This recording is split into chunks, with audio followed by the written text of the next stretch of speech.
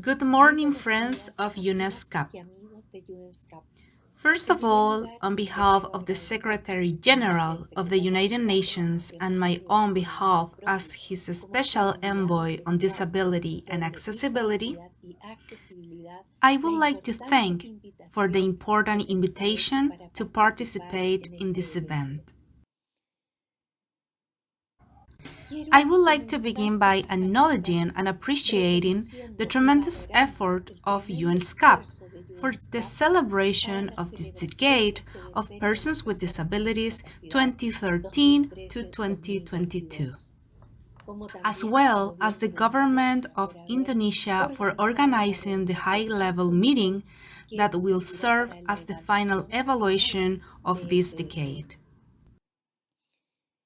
It is important to emphasize that the 3 consecutive decades of persons with disabilities plus the HLIGM strategy have defined a conceptual and practical framework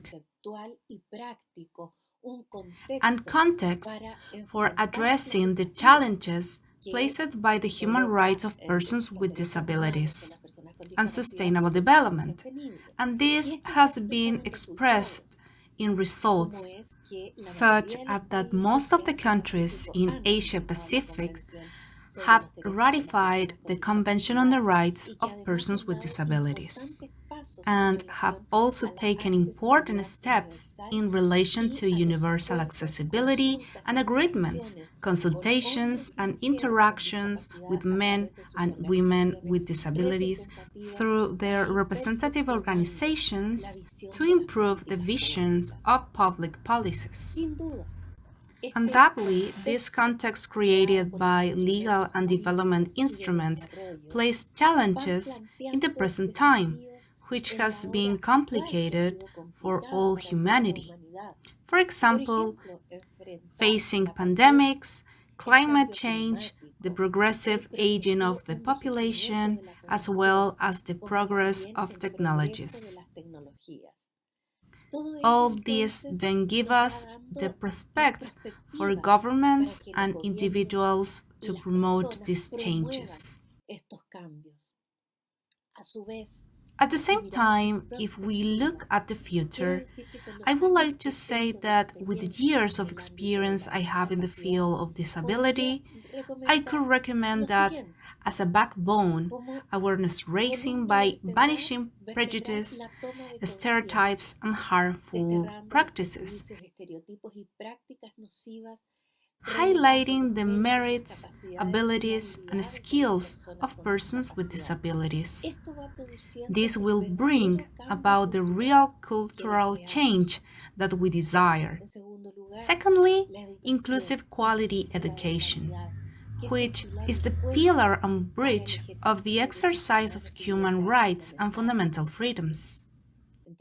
Thirdly, the development of a job in an open and accessible inclusive environment with a fair remuneration and freely chosen by the persons with disabilities. This creates dignified conditions for the person with a disability and his or her family.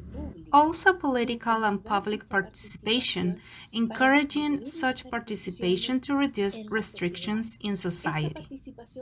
This political and public participation is precisely what provides inputs for the participatory and inclusive response of persons with disabilities and their organizations through public policies. The data collection and statistics, which serve to illustrate and graph the current state of affairs and how we see our projection into the future.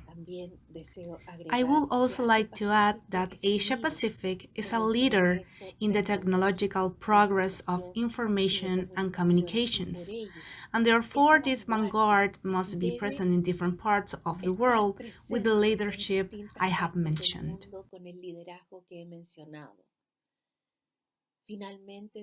Finally, as a special envoy on disability and accessibility, I have had a strong link with Asia Pacific through UNSCAP, which I offer on a permanent and renewed basis for campaigns, review of documents, etc.